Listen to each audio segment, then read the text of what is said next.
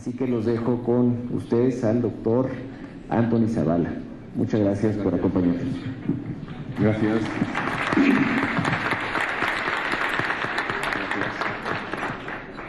Buenos días a todos y a todos. Es un placer volver a estar con vosotros aquí en México.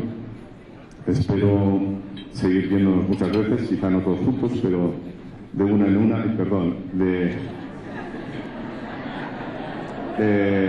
en el momento que sea y como sea. Y empecemos la fiesta. Pues,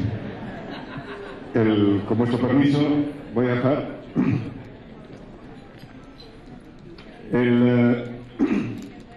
sobre pensamiento crítico y científico, sobre los aspectos concretos del pensamiento científico y crítico. No voy a decir mucho más de lo que ya existen en los documentos que os van a entregar, en los que se puede decir mucho más, pero no mejor.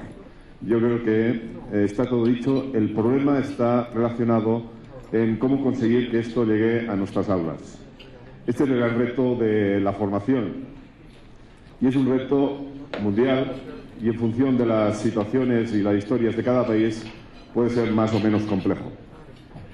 El cambio más importante que hemos tenido a fines del siglo pasado y a principios de esto está relacionado con dos ideas fundamentales que son las que están revolucionando de algún modo el sistema educativo. El primero está ligado a la idea de para qué debe servir la enseñanza.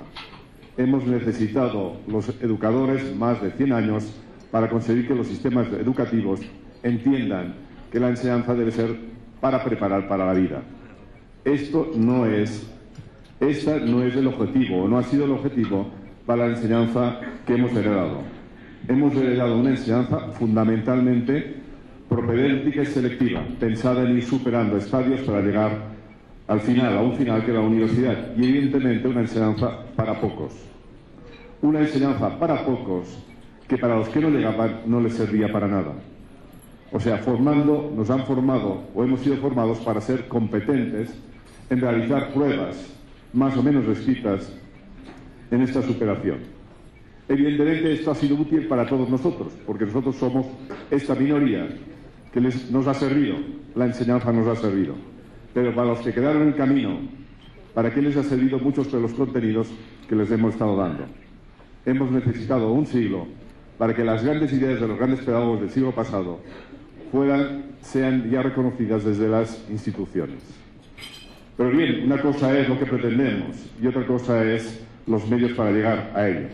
Pero aquí tenemos que añadir otro problema que se nos complica, y es que el conocimiento científico sobre los procesos de enseñanza-aprendizaje. Sabemos científicamente algo que casi es de sentido común y que evidentemente todos los educadores sabemos muy bien, que los chicos y chicas aprenden con ritmos y estilos distintos. Que no existe el alumno de primero, de segundo, de tercero. Existe Juan, Pedro, Carmen, María. Y cada uno con sus posibilidades, habilidades, capacidades para poder avanzar. Pero resulta que el sistema educativo aún no ha reconocido esto, de algún modo, o no pone los medios, o no se ha puesto los medios apropiados. Estoy hablando del mundo entero. Nuestra profesión, si se parece a alguien, podría parecer en su complejidad a la de la medicina. Los médicos desde hace tiempo ya saben que no existen enfermedades, existen enfermos. Y de tal manera que tienen medios, instrumentos, que les permiten, más o menos, y en función de qué lugar, atenderlo de esta diferencia. Pero lo más importante es que todo el mundo sabe, todos los médicos saben, que no existe el enfermo de tuberculosis o que tiene una pulmonía. Si nosotros, por desgracia, venimos de modelos donde la escuela ha sido graduada, en muchos casos, y vivimos la fantasía, o podemos vivir la fantasía, de que existen los alumnos de segundo o de tercero.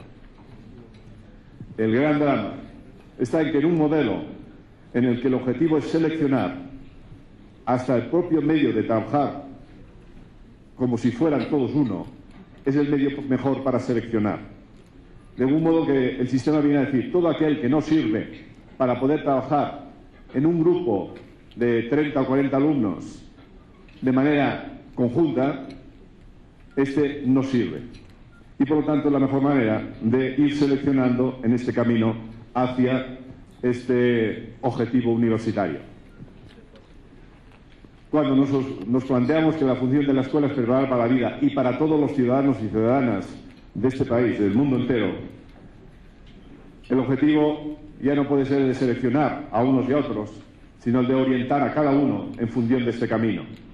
Pensando que en este mundo necesitamos universitarios, evidentemente, pero necesitamos grandes profesionales en todos los ámbitos profesionales, pero sobre todo necesitamos ciudadanos y ciudadanas comprometidos en la mejora del país.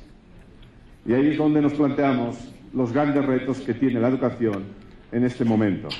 Nadie de los que estamos aquí, empezando por yo mismo, estamos preparados para hacer este cambio en 4 días.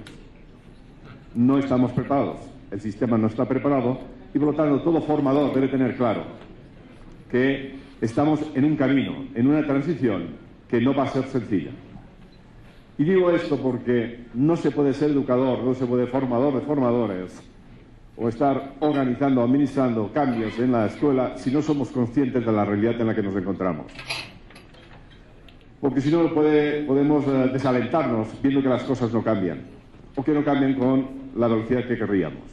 Es importante tener claro, utilizando los términos de Vygotsky que nos sirven para hablar de la enseñanza de todo el mundo, de encontrar nuestro nivel de desarrollo próximo.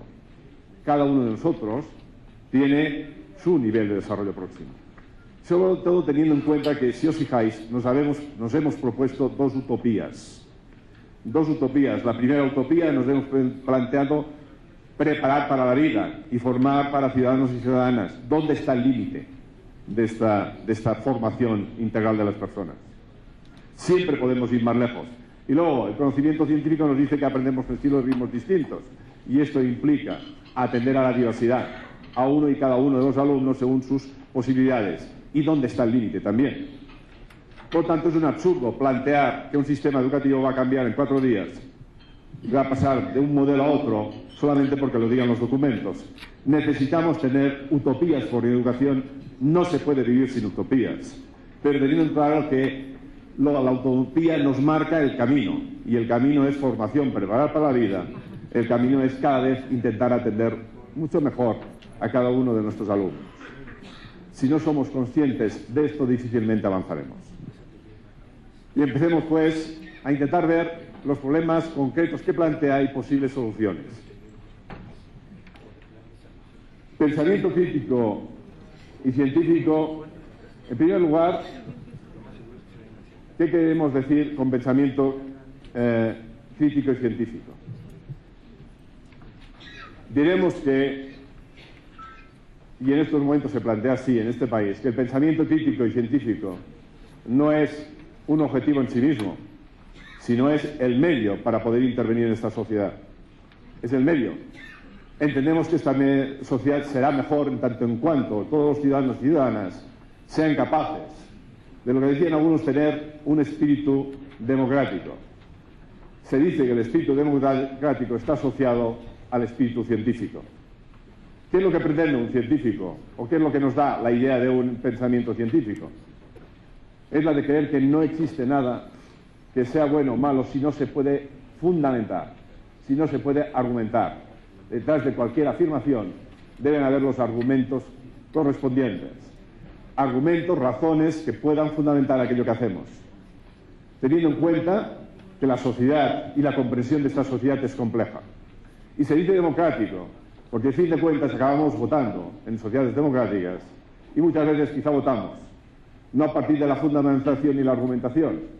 Muchas veces, si veis, cada vez más, las decisiones o los programas políticos están relacionados a unos lemas sencillos, a una visualización de personas que tienen más o menos capacidad de atraer. Pero aquello que proponen está fundamentado, está razonado. Evidentemente, necesitamos una sociedad que cada vez tenga un pensamiento más crítico, más científico, y seguramente esto nos va a promover una sociedad más justa. Pero hay algunos aspectos técnicos, porque he dicho que definirlo está bastante bien definido. El problema está en cómo lo hacemos. Pero para saber cómo lo hacemos tenemos que entender los entresijos de lo que implica una enseñanza, primero un aprendizaje del pensamiento crítico científico. En primer lugar, intentemos analizar lo que representa. Y es importante identificarlo, porque muchas veces podemos caer en tópicos. La universidad que hemos vivido todos nosotros es una universidad que ha aprendido a formar científicamente a los ciudadanos. Y básicamente el discurso ha sido o estado relacionado con el saber. Lo importante para poder tener conocimiento crítico y científico está en tener conocimiento. De tal modo, digamos, que es cierto, y es así. Sin conocimiento es imposible tener pensamiento crítico. Pero tenemos que tener en cuenta que este pensamiento está integrado de distintos componentes: conocimientos, habilidades y actitudes. Conocimientos que son de dos tipos: hechos y conceptos. Habilidades, procedimientos y actitudes. Es importante esta diferenciación porque el conocimiento que disponemos de cómo las personas aprenden no es un conocimiento integrado, sino que aprendemos de formas distintas en función de cada uno de estos componentes. Las competencias, al final el pensamiento crítico y científico no es ni más ni menos que una de las competencias básicas, está compuesto de, como cualquier competencia, de 4 patas. A la que falla una pata, ya no somos competentes. Esto es importante, porque ante una idea de formar en competencias, muchas veces hay una idea de que ya no son necesarios los conocimientos, que lo importante es el saber hacer. El saber hacer es consustancial a cualquier acto humano, y por lo tanto un pensamiento crítico, una actuación crítica, un pensamiento científico y una actuación científica. El saber hacer es básico, pero sin conocimiento, este saber hacer es muy débil. Por lo tanto, pensamiento crítico implica un conocimiento de hechos y conceptos, el dominio de un saber hacer y también unas actitudes determinadas, una manera de actuar ante los demás y ante la sociedad y ante sí mismo. El problema que tenemos en la enseñanza es que cada una de estas cosas se aprenden de forma distinta e implican acciones distintas. Para poder llevar a cabo una enseñanza, y esto es importante porque no hemos sido preparados para ello, nosotros hemos sido preparados para tener un pensamiento aplicador. Pensamiento aplicador. Digo todos los que estamos aquí y todos nuestros compañeros y compañeras. No digo que lo seamos, digo que hemos sido preparados para tener pensamiento aplicador. Fijaros, cuando decís vamos a hacer una formación y proponéis una formación, ¿qué os dicen los maestros y maestras? Dicen, sí, queremos una formación, pero sobre todo que sea práctica. ¿Qué nos están diciendo con que sea práctica? Diciendo con que les digamos lo que tienen que hacer. Dinos lo que tenemos que hacer, que nosotros ya lo haremos bien.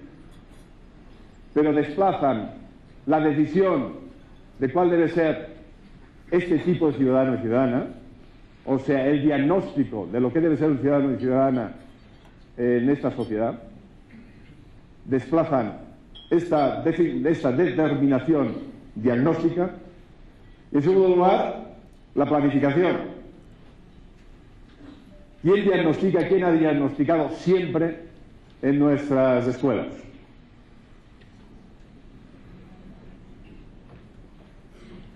Ha sido la administración la que ha diagnosticado lo que tenemos que enseñar. ¿Sí? Expertos de la administración que han determinado lo que tenemos que enseñar.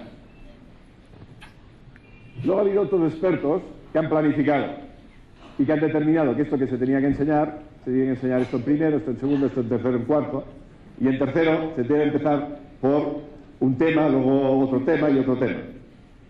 Hay expertos que han planificado la actuación de los docentes. ¿Dónde están estos expertos? Generalmente, algunos días aquí, aquí y en las editoriales. En las editoriales de libros de texto que han determinado lo que tenemos que hacer. Por lo tanto, esto en todas partes. Por lo tanto, las decisiones diagnósticas y planificadoras ya vienen determinadas. Y ahí solamente te queda planificar. En España es así, de tal modo que si lo comparamos con sanidad, en España la formación de un médico es de un mínimo de 7 años y no acaba nunca. ¿Por qué? Porque su trabajo es diagnosticar, planificar y aplicar. Aplicar lo dejan a los enfermeros, ATS, practicantes, fisioterapeutas. De estos tienen que aplicar. ¿Y cuánto es la formación en España de los enfermeros y enfermeras? De 3 años. Exactamente como los maestros. 3 años. Porque la tarea difícil de diagnosticar y planificar ya lo hacen otros. De tal modo que tenemos un pensamiento aplicador. Lo que pasa es que la realidad, ¿cuál es? La realidad es que en el aula al final tenemos que tener siempre un pensamiento estratégico. Porque aquello que se ha dicho de viene de fuera nos sirve como referentes, pero no son los que podemos utilizar. La planificación que nos dan los libros de texto, suerte tenemos de ellos, nos sirve para ayudarnos en nuestra intervención, pero no para dictar lo que tenemos que hacer, sino a partir de esto intentar aplicar aquello más conveniente, en función de los alumnos y lo que yo pretendo. Por lo tanto, el gran problema que tenemos en el mundo entero es cómo pasamos de un pensamiento aplicador a un pensamiento estratégico. Pensamiento estratégico quiere decir que debemos tener claro el por qué hacemos lo que hacemos. Si no tenemos claro por qué queremos enseñar para la vida y formar un pensamiento en pensamientos complejos y científicos o críticos, difícilmente podemos hacer nuestro trabajo. Porque cuando decimos críticos, ¿en relación a qué se tiene pensamiento crítico? Y cuando se habla de pensamiento científico, ¿en relación a qué también? Por lo tanto, tenemos que tener claro el camino. En segundo lugar, ¿y qué conocimiento tenemos de cómo se aprende? Cada vez sabemos más cosas que inciden en la forma de enseñar. Veamos conocimiento, y voy a hacerlo muy rápido, porque de esto ya sabéis mucho. Sí, voy muy rápido. Estamos hablando de la enseñanza de cualquier tipo de competencia y por lo tanto también de cualquier tipo de contenido o componente de las competencias. En primer lugar, debemos partir siempre de los conocimientos previos del alumno. Por lo tanto, la primera pregunta a la hora de analizar una práctica educativa es preguntarnos, en mi unidad didáctica, en mi unidad de planificación, en mi programación, ¿tengo actividades que me permiten conocer los conocimientos previos del alumno? Y por lo tanto, si estamos hablando de pensamiento crítico o pensamiento científico, la pregunta es, ¿qué saben qué saben sobre eso? Segundo lugar, mira, esto está en catalán. Lo siguiente, solamente el nou contingut. Quiere decir, nuevo componente, nuevo contenido de enseñanza. La pregunta es, la siguiente es, ¿y aquello que presentamos es significativo y funcional? ¿Aquello que estamos presentando, lo estamos presentando de manera que tenga sentido para el alumno, de sepa para qué sirve aquello que le estamos presentando? Por muchos esfuerzos que hagamos, esto nunca conseguiremos éxito si aquello que les proponemos está muy lejos de las capacidades cognitivas del alumno. La pregunta, por lo tanto, es, lo que yo estoy tratando en esta unidad, ¿el alumno puede llegar a entenderlo? Y aquí tenemos errores que además también es curioso porque son internacionales. Fijaros en cómo se nos enseñó los cambios estacionales. Si preguntas a alumnos y profesores, o no profesores, a personas de la calle que han estudiado, les preguntas ¿por qué se producen los cambios estacionales? ¿Qué es lo que dicen? Bueno, más o menos puedes decir, dar algunas respuestas. Seguramente se acuerdan de la elíptica y dicen, es que está más cerca del sol en verano y en invierno Si el invierno que está al otro lado también está igual de cerca. ¿Cómo se come esto? Resulta que en la escuela ya intentamos hacer una unidad en la que esto se cumpla. ¿Y qué es lo que hacemos? Esto se aprende, generalmente está en tercero o cuarto, aquí también, ¿no? En tercero o cuarto, y como es difícil, lo que hace es la maestra, con mucho esfuerzo, lo que busca es, intenta ayudar a que lo entiendan, toma a un niño más bien redondito, que sea como el sol, lo coloca en medio de la clase, y entonces busca a una niña encantadora, que sea como la tierra, y entonces empieza a intentar representar los dos movimientos, el de rotación y el de traslación, mirando de que no se haga daño, porque dar vueltas girando a sí mismo y moviéndose tiene sus dificultades, pero está claro que en ningún momento entra aquello que es difícil, que es hacerlo con una inclinación de 21,27 grados en relación al eje de traslación. Con lo cual, aquello que es básico para comprender los cambios estacionales no se hace. Hacemos muchos esfuerzos, pero sabemos que hasta que no tienen 12, 13, 14 años, intervenir en más de 2 o 3 variables al mismo tiempo les es muy difícil. Por muchos esfuerzos que hagamos, si no tenemos en cuenta esto, difícilmente lo vamos a conseguir. Siguiente es, aquí, esto nos lo diría quizá Piaget cuando habla de los niveles de desarrollo operatorio, pero existe otro científico, Vygotsky, que les dice, no sé si esto es cierto, lo que tú dices de que hasta cierta edad son incapaces de poder comprender según qué cosas.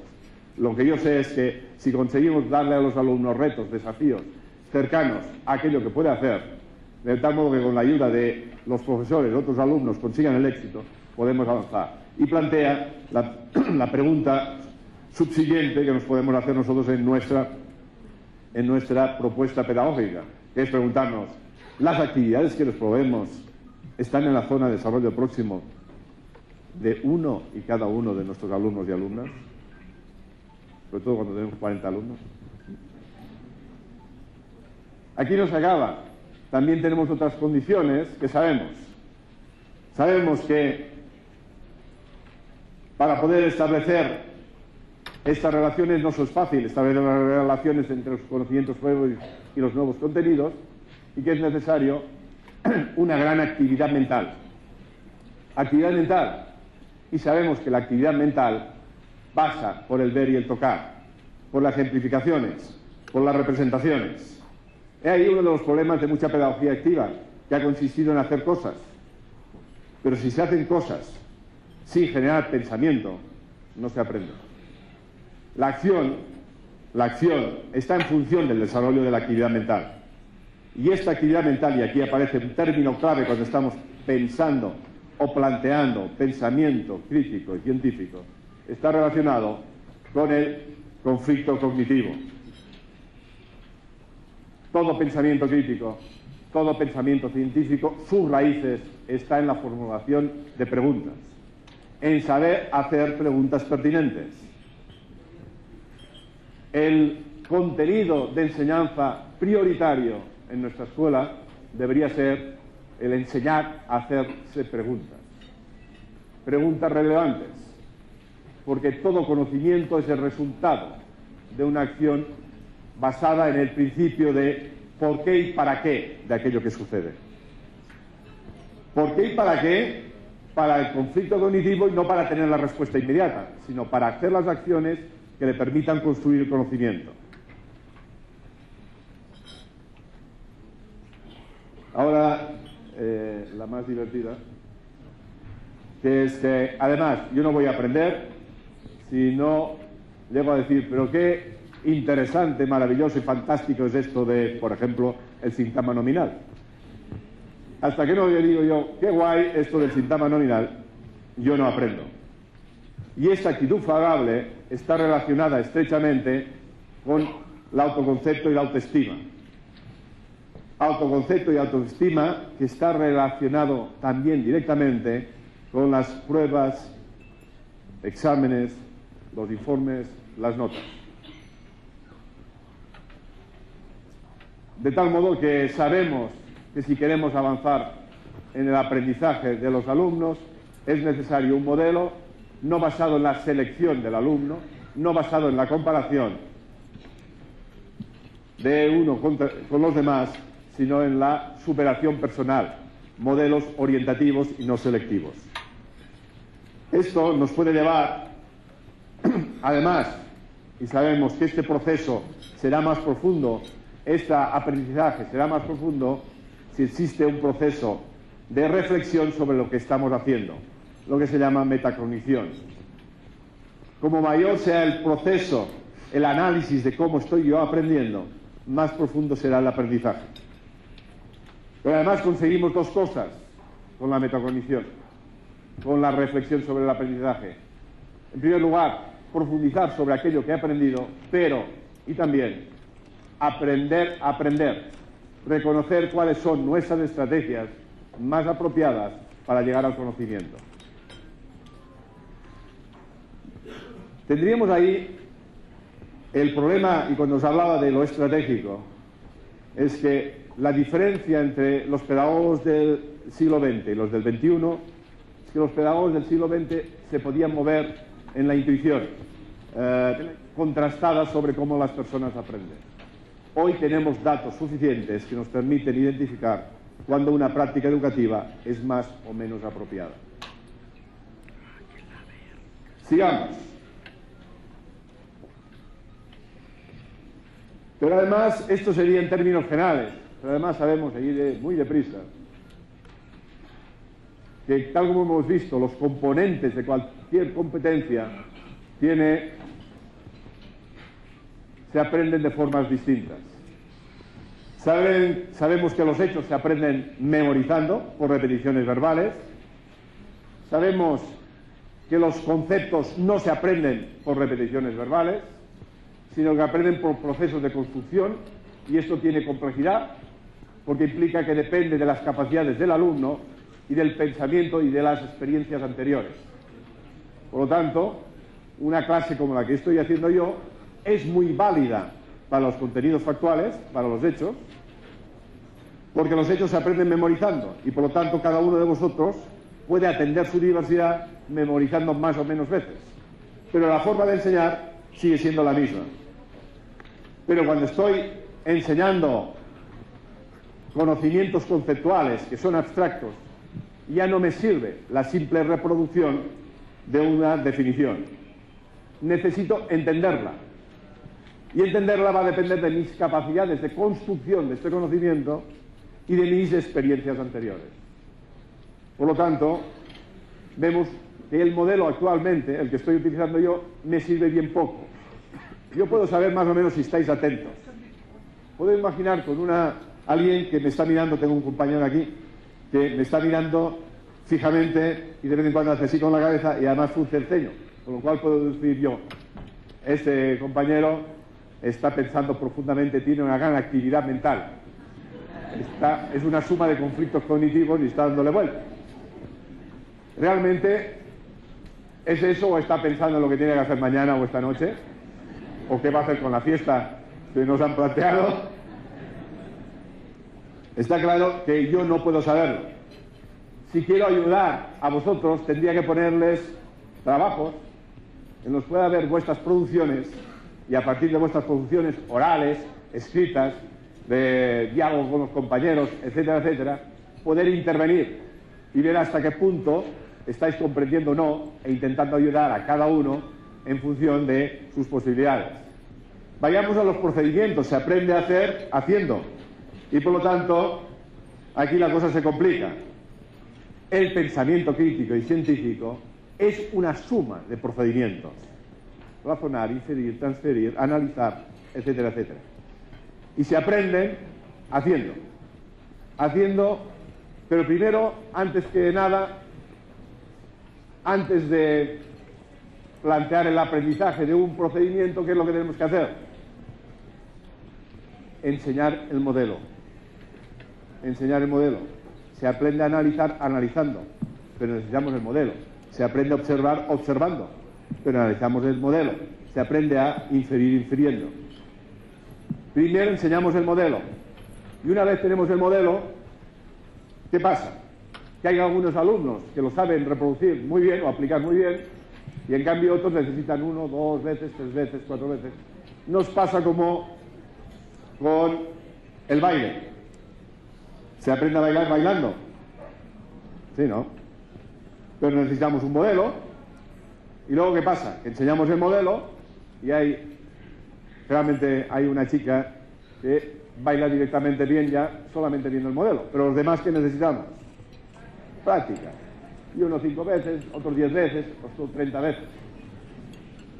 ¿Y cómo se gestiona un aula en la donde hay tantos ritmos? ¿Qué haríamos con el baile? ¿Qué hacemos con el baile? El que lo resuelve una vez le dice, ponte con el otro y ayúdale. Gestionando el aula con ayudas entre iguales. Esta es la madre del cordero de una enseñanza de procedimientos y, por lo tanto, de un pensamiento crítico, de un pensamiento científico. Una dinámica grupal compleja. Más tarde os hablaré de eso, en concreto. Una dinámica grupal compleja. Cuando tenemos todo esto y conocemos todo esto, nos podemos empezar a mover ya. Y aquí veríamos una serie de implicaciones que tiene una enseñanza a partir de la idea de que queremos formar competencias para la vida, y entre ellas, evidentemente, el pensamiento crítico y el pensamiento científico. Principios que se deducen de una formación para la vida. El objeto de estudio es la realidad, y la realidad desde su complejidad. Pero cuidado, teniendo en cuenta que uno no aprende a entender la complejidad, sino que debemos partir de situaciones complejas, pero analizándolas a partir de elementos puntuales que permitan ir construyendo este conocimiento desde lo sencillo a lo complejo. Segundo, la comprensión y actuación en la realidad son complejas. Esto quiere decir que siempre debemos proponer situaciones que le ayuden a entender esta complejidad. Y esto implica entrenamiento en situaciones complejas, de lo más sencillo a lo más complejo. Hemos de tener en cuenta que cuando planteamos una enseñanza por áreas, por disciplinas, por campos formativos, por asignaturas, estamos rompiendo con la realidad. Estamos simplificando la realidad. Evidentemente debemos partir de esta simplificación, pero para llegar a la complejidad. A pesar de sus carencias, a pesar de las carencias de las disciplinas, es lo único que tenemos. Y por lo tanto, es lo que debemos utilizar, aprendiéndolo profundamente. Un aprendizaje para la vida no implica un menosprecio de las disciplinas, al contrario, implica retornar al verdadero sentido de las disciplinas que se ha perdido en las escuelas. En las escuelas, ¿por qué digo esto? Porque cuando estudiamos física, ¿por qué estudiamos física? Obligados. Y estudiamos la física por la física, la química por la química, la matemática por la matemática, la lingüística por la lingüística, pervirtiendo el verdadero sentido de las disciplinas, porque el objeto de estudio de la matemática, ¿qué ha sido? No es la matemática, son los problemas y situaciones que se pueden solucionar con la matemática. El objeto de estudio de la física es la realidad, y de la realidad escoge una parte, amputa una parte, pero lo hace para poder entender mejor esta parcela. Pero el objeto de estudio sigue siendo la realidad. Sigamos. ¿Qué implicaciones tiene esto? Esto tiene ya implicaciones en la secuencia didáctica, en la unidad didáctica. Tiene que hemos de presentar el objeto de estudio en su complejidad.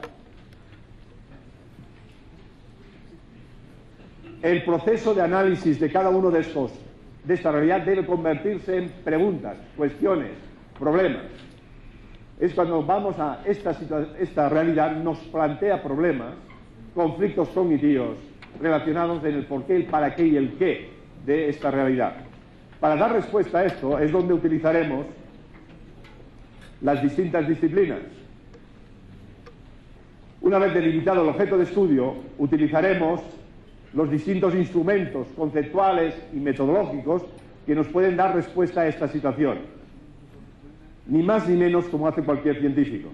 Y para ello, estos instrumentos metodológicos y conceptuales, ¿de dónde provienen? provienen de las disciplinas académicas. Pero los instrumentos, como instrumentos, no como fines. Fines, instrumentos que nos ayuden a dar respuesta a los problemas que nos hemos planteado. De tal modo que a partir de aquí utilizaremos el saber disciplinar y, lo que es importante, haremos e intentaremos integrar esto que nos aportan las disciplinas en relación a cada una de las disciplinas, para ver cómo el conocimiento físico, matemático, lingüístico nos ayuda a entender mejor esta integración. De tal modo que el esquema sería: hemos empezado en una situación de la realidad que ya en su momento Claparet, y lo retomó de Crowley, llamaba síncresis, una visión de la realidad desdibujada, para llegar a una visión de la realidad más profunda, mediante el análisis que hemos hecho a partir de plantearnos preguntas.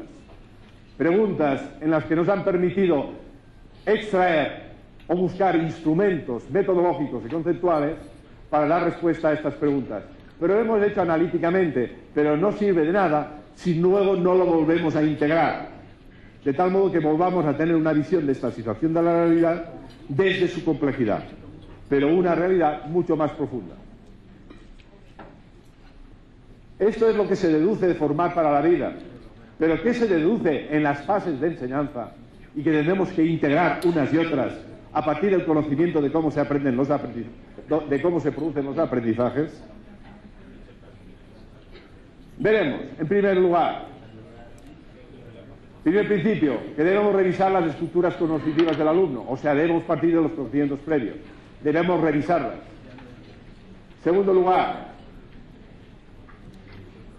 debemos fomentar la actividad mental y la metacognición, plantearse preguntas, tener conflictos a partir de, y luego el análisis y la reflexión sobre el propio proceso de aprendizaje. Siguiente principio: motivación, sentido de la tarea e interés por el contenido. Motivación intrínseca. Digo intrínseca, o sea, la motivación no a tener buena nota, no a cumplir, quedar bien con los padres, con las familias o con el maestro, sino motivación para el aprendizaje. Esto es lo que sabemos desde la psicología del aprendizaje, y esto conlleva a sí mismo una integración, unas fases que debemos integrar con las anteriores. De tal modo que diremos: fases. Primero, actividad motivadora. Esta situación de la realidad que hemos visto antes debemos presentarla de la forma más motivadora posible. Segundo lugar, debemos plantear que esta situación de la realidad en el análisis nos permita activar los conocimientos previos del alumno y crear las preguntas que fomenten el conflicto cognitivo. Determinar con los alumnos lo que se pretende en aquella unidad. El alumno debe saber para qué tiene que aprender aquello, por qué y cómo, qué debe hacer para conseguirlo y cómo se les va a evaluar. Aquel que es consciente del por qué y el para qué aprende mucho mejor lo que se pretende conseguir. Planificación de las tareas, actividades para la construcción de los significados, conclusiones, descontextualización, generación, evaluación, procesos y los resultados y estrategias de memorización. Cuando se hace una investigación, un proyecto, un análisis de casos, una simulación, el alumno habrá comprendido muchas cosas, habrá desarrollado un pensamiento científico, un pensamiento crítico y habrá llegado a unas conclusiones. Si luego queremos que sean recordadas, deben ser memorizadas. La enseñanza de competencias no implica que no exista estudio. Lo que pasa es que una cosa es estudiar sin entender el qué, memorizándolo, simplemente, y otra cosa es utilizar estrategias que me permitan recordar aquello que he comprendido. Pues bien, ya tenemos los principios y las fases. Y veremos que estas son las que se deben cumplir. ¿Y cómo lo cumplimos? O lo podemos cumplir mediante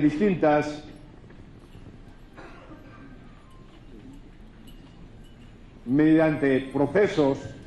Deberíamos y debemos intentar que se cumplan estas condiciones a partir de lo que llamamos un enfoque globalizador, porque el punto de partida es global, la realidad, y el punto final también es global, la síntesis. Un enfoque globalizador que, resumiendo los puntos que hemos visto antes, podríamos decir que son una primera fase de motivación, 2, presentación del objeto de estudio, 3, análisis y explicitación de las cuestiones. Por cierto, estoy viendo que alguno está haciendo fotografías de las diapositivas, las vais a tener todas. Van a estar colgadas en... ¿Sí? Podéis seguir haciendo fotografías, de todos modos, pero estará en la plataforma.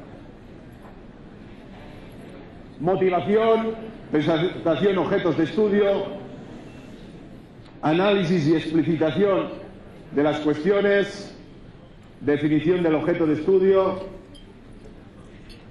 identificación de los instrumentos, utilización del saber disciplinar, extracción de conclusiones, generalización e integración y visión global y ampliada. Esto es lo que hemos visto.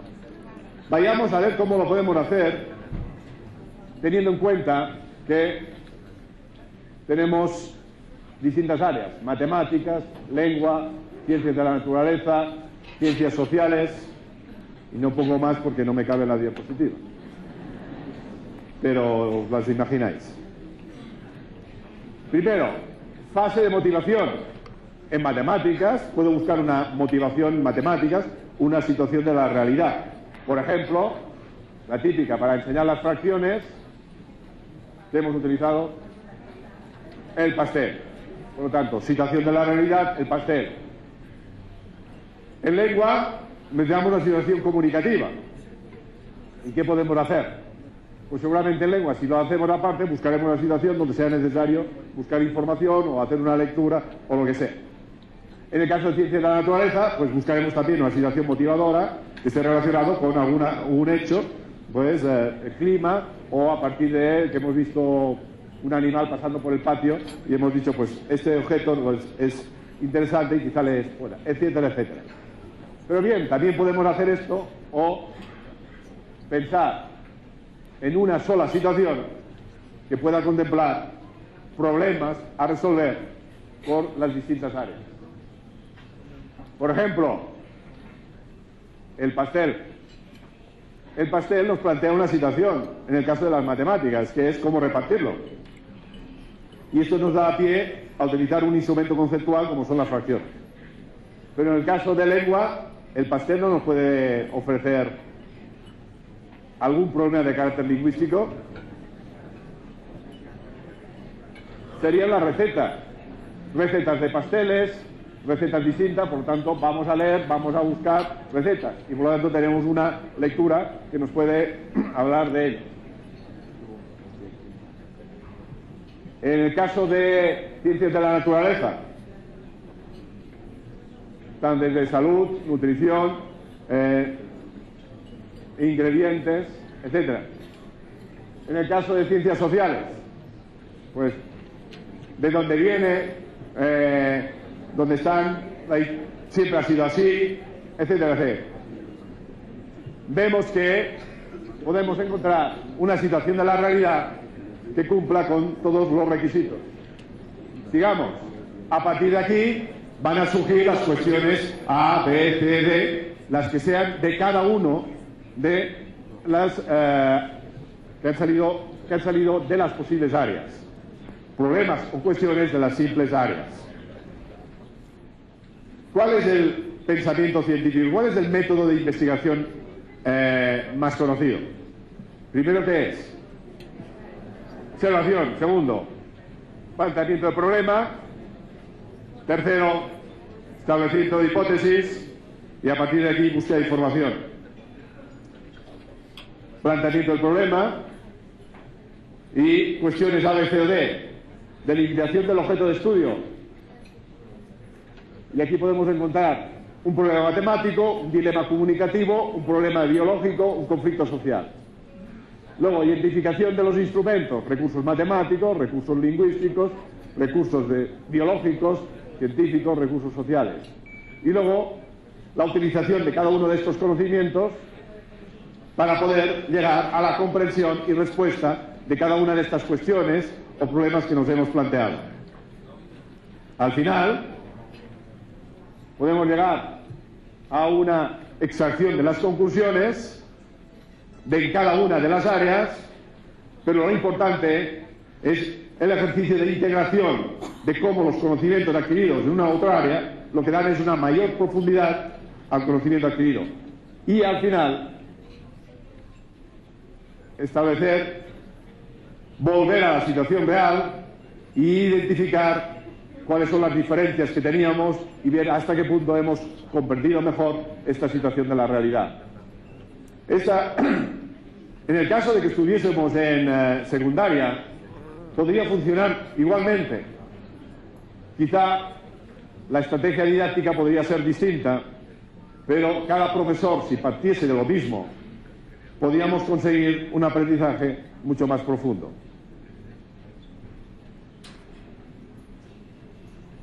Vayamos, este es el esquema general de todos los posibles proyectos que permiten cumplir con estas condiciones. El que está más relacionado con el tema que nos ocupa hoy sería el del proyecto de investigación del medio. Los demás, análisis de casos, simulaciones, resolución de problemas, trabajo de campo, etc. Todos estos cumplen con estos requisitos. Y todos cumplen también con un pensamiento científico y crítico si se hace bien. El que os voy a hacer una exposición de uno de los proyectos que yo recomiendo fervorosamente. El proyecto de investigación del medio. Porque es el que, sobre todo hablando de lo que estamos hablando hoy, es el que existe una relación más directa. Porque lo que hace el proyecto de investigación del medio es buscar exactamente la propia estructura de un método de investigación. O sea, utiliza el mismo método de investigación como determinante de las fases del proceso. De la elección de la investigación. Primer paso, lo que hace es buscar una situación de la realidad que provoca que sea propuesta para la investigación. Una investigación sobre el medio, y por lo tanto, como es sobre el medio, es compleja, no es de un área determinada. ¿Qué contenido estamos trabajando aquí? La argumentación.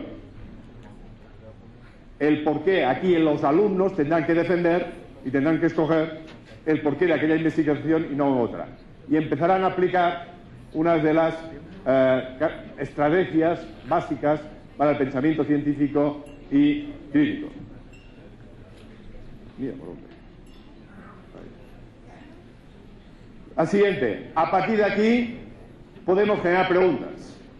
Generar preguntas que están relacionadas con el por qué y el para qué. ¿Qué está pasando? Buscando situaciones que sean interesantes para el alumno y que les puedan crear este conflicto cognitivo. Estamos fomentando la interrogación, pero además los que hacen el método científico lo que proponen es que sean los propios alumnos. Generalmente los que trabajan en el medio de investigación del medio tienen organizada la clase en equipos fijos, estables, de 4 o 5 alumnos, y se les dice, ya tenemos la situación, y ahora hacedme una lista de las preguntas que os podéis hacer sobre esta situación. Lo que hacen los equipos es desarrollar estas preguntas, y lo que hacen es, el profesor entonces, cada equipo expone las preguntas y las pone en la pizarra. Una vez las tiene en la pizarra, las clasifica, las organiza en función de sus características, y una vez dicho esto, entonces les propone y les dice, bien, ya hemos hecho preguntas, pero hay cosas que ya sabéis, muchas cosas que sabéis. Otra vez, en equipos, intentad dar respuesta a estas cuestiones, porque luego haremos un pequeño debate. Los alumnos en equipo hacen las distintas cuestiones y inmediatamente lo que hacen es, en el debate, exponer sus respuestas. Respuestas intuitivas. Podríamos decir sus hipótesis. Y a partir de esta discusión veremos que los alumnos algunos dicen, pues tenemos razón, no tenemos razón, y al final el profesor dice, veremos si tenéis razón o no. Vamos a buscar la fundamentación de estas razones. Porque no me sirve para nada vuestras opiniones si no están fundamentadas. Vayamos a ver si es cierto esto que pensáis. Y a partir de aquí, el paso siguiente es el de establecer los instrumentos que me van a permitir informarme de aquello. Fuentes de información directas e indirectas. Algunas directas serán un trabajo de campo, podemos preguntarlo, podemos mirar, podemos ver, podemos ir al laboratorio, y otras indirectas que pueden ser las de Internet o preguntándole a otros. El profesor puede ser una fuente directa de información, pero informa cuando se le hace la pregunta. Y han encontrado que no hay otra forma mejor que el propio profesor. Nunca debemos anticiparnos a las preguntas del alumno. Debemos fomentar la pregunta y cuando he hecho la pregunta, entonces, en todo caso, podemos darle la respuesta. A partir de aquí, el proceso siguiente sería el análisis. Luego, el plan de búsqueda. Deben planificar la intervención para poder dar respuesta a aquellos problemas. Si tienen que hacer una encuesta, pues cómo se hace una encuesta. Si es una entrevista. Si es una fuente de información. Nunca les debemos decir ir ya a Google y buscar la respuesta, sino tiene que haber un plan en el que define exactamente qué es lo que se tiene que buscar en Google y qué no. El paso siguiente es recogida y selección de la información. Aquí es necesaria una capacidad de discriminación. Es clave en el futuro.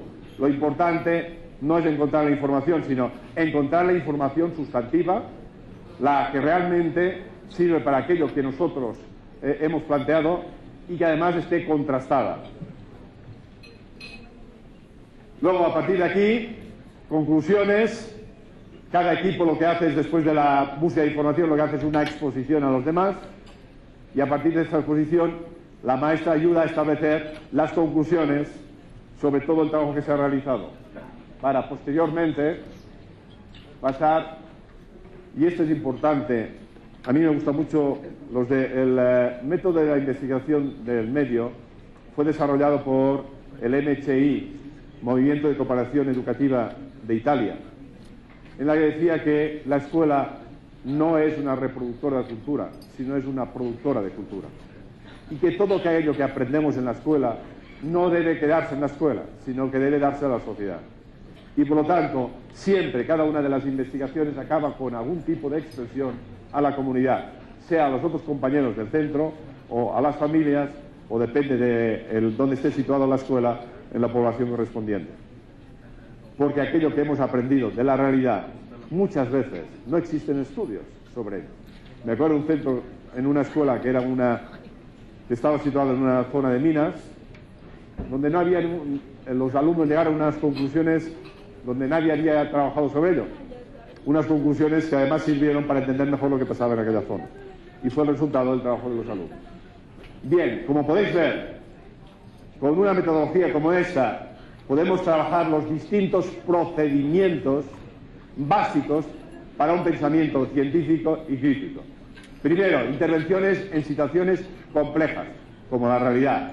Y luego, la utilización de distintas estrategias, como son la argumentación, la interrogación, la inferencia, el análisis, la planificación, la discriminación, la generalización y la expresión. Bien. Yo diría que estamos ya... ¿Sí? Como mucho rato ya, hace tiempo. No, por favor. Y ahora viene lo importante.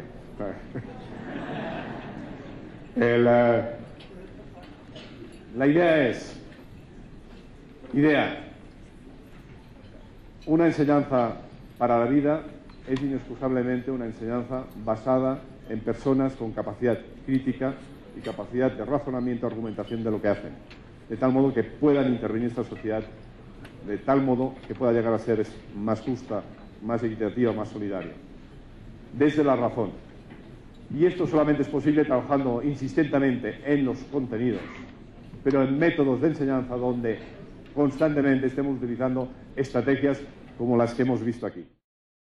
Está claro que decidme cuántas escuelas hoy existe en México que puedan, y en Cataluña y en España, que puedan conseguir que todas sus unidades didácticas estén basadas en un planteamiento como el que hemos expuesto hasta ahora. ¿Cuántas? Poquititas. Pero las hay. Quizá no en todas las unidades, pero sí en muchas unidades. Lo importante es ir avanzando a partir de lo que ya estamos haciendo, de tal modo que cada día podamos decir que lo estamos haciendo mejor que ayer. Esto es la clave, buscar itinerarios de crecimiento personal, social y colectivo. Y bien, seguimos hasta luego. Más tarde nos vemos. Gracias por haber asistido hasta ahora. Gracias.